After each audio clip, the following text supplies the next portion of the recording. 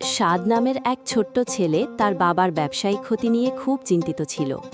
সে প্রায়ই দেখত তার বাবা মা ফিসফিস করে কথা বলছে, তাদের কপালে চিন্তার ভাঁজ। সাদের ছোট্ট মনটাও তাই ভারাক্রান্ত হয়ে থাকত।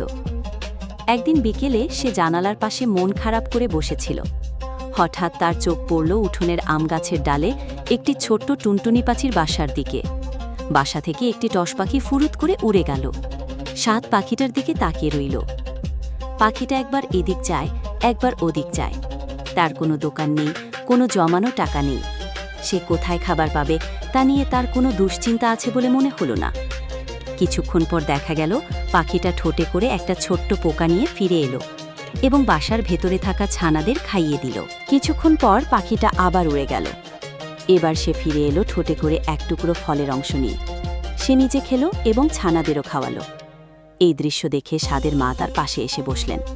তিনি সাদের মাথায় হাত বুলিয়ে বললেন, দেখ বাবা, ওই ছোট্ট পাখিটার দিকে তাকিয়ে দেখ। সে জানে না আগামীকাল তার খাবার জুটবে কিনা, কিন্তু তার সৃষ্টিকর্তার উপর তার পূর্ণ বিশ্বাস আছে। সে শুধু তার চেষ্টা করে যায়, আর আল্লাহ তাকে এবং তার বাচ্চাদের জন্য খাবারের ব্যবস্থা করে দেন।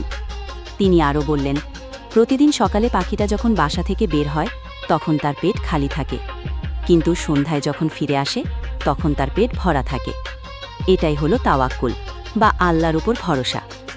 আমরা যদি আমাদের সেরাটা দিয়ে চেষ্টা করি আর আল্লাহর উপর ভরসা রাখি, তাহলে তিনি অবশ্যই আমাদের জন্য কোনো না কোনো পথ খুলে দেবেন। মায়ের কথাগুলো সাদের মনে গেঁথে গেল। সে টুনটুনি পাখিটার দিকে আবার তাকাল। তার মনে হলো, এত ছোট্ট একটা পাখি যদি আল্লাহর উপর এমন গভীর বিশ্বাস রাখতে পারে, তাহলে আমরা মানুষ হয়ে কেন পারব না? সাদের মন থেকে সব চিন্তা দূর হয়ে গেল। সে দৌড়ে গিয়ে অজু করে নামাজে দাঁড়িয়ে গেল।